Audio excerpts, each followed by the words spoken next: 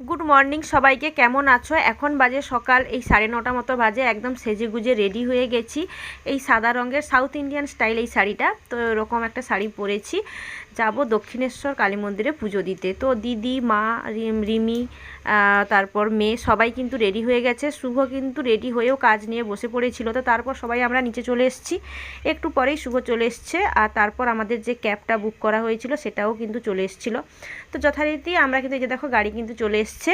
আর আমরা পৌঁছে গেছি আমাদের গন্তব্যস্থলে দক্ষিণেশ্বরে। তো সেখানে গাড়ি ছেড়ে দেওয়ার পরে, মানে ক্যাবটা আমাদের ছেড়ে দেওয়ার পরে, এই যে দেখো হেঁটে হেঁটে যেতে হবে। তো পাশে কিন্তু দুপাশে অনেক কিন্তু মানে ঠাকুরের যে ফুল প্রসাদ যেসব ঠাকুরের যেগুলো দেওয়া মানে হয়, তো সেই সব দোকানগুলো কিন্তু সারি সারিভাবে রয়েছে। আর সামনে এই যে গেট, তো আমরা গেটের মধ্যে দিয়ে ঢুকে এই যে দেখো এখন গঙ্গার ঘাটে ভালো করে পা হাতটা ধুয়ে নেব, তো যে কারণে নামছি।